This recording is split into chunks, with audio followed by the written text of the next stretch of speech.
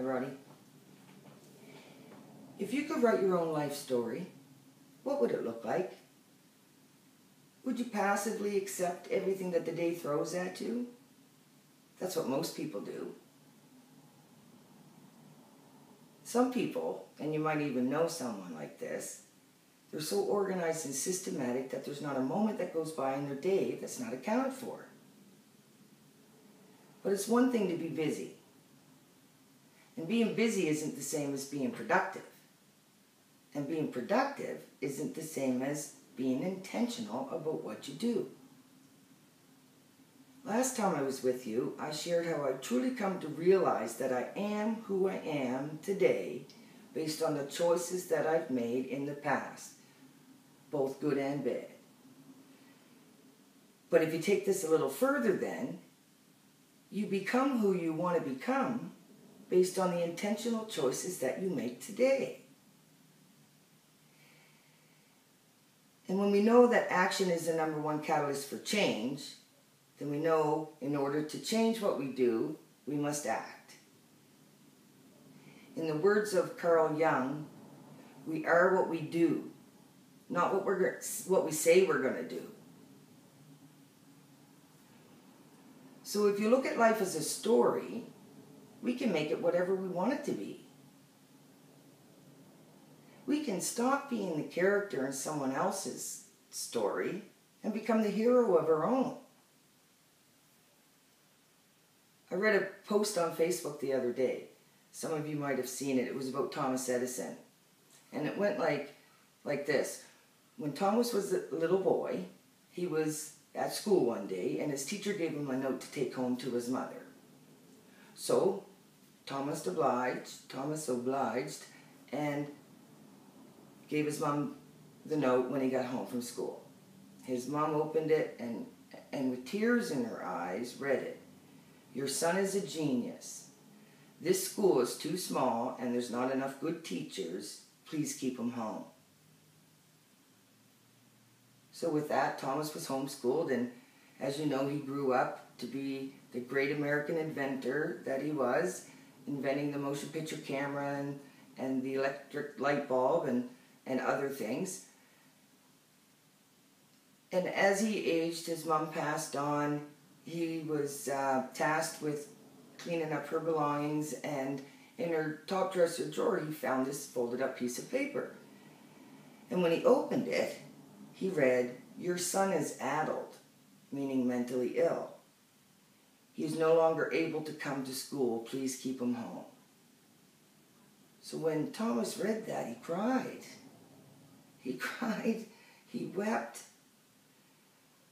And at that night, he wrote in his journal, Thomas Alvin Edison is an addled child, but by the hero of a mother, became the genius of the century.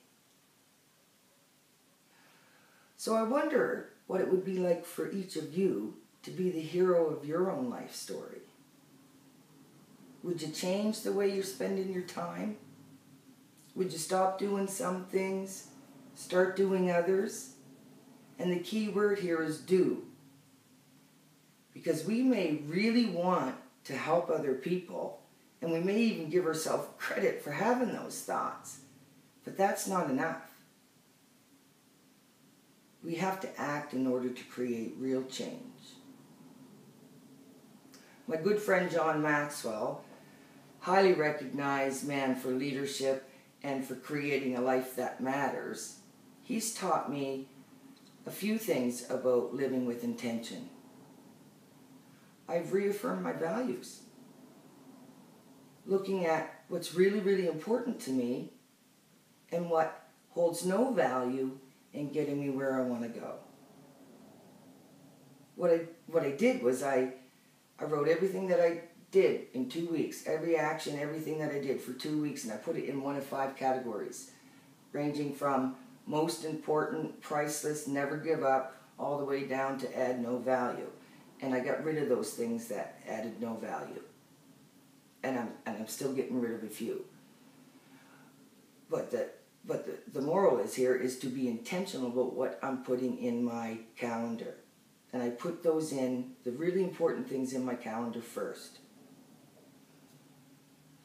So John's also taught me to have confidence in myself, and I've built my character on that. I'm no longer afraid to stand up and speak out instead of saying somebody should do something about that. Making intentional choices has helped me to live the life that I believe in. And most importantly, it's helped me to be at peace and content, knowing that every day I'm doing exactly what I'm supposed to be doing. So I ask each of you in the room here today, are you doing what you're supposed to be doing? If you could write your future life story, what would it look like? What things would you change about how you're currently living, and what things would you add in? If you'd like to know more about intentional living, please come see me after this session. I'll be happy to share more with you. But as of this moment, I challenge each and every one of you to start making choices intentionally and write your own life story. Thank you.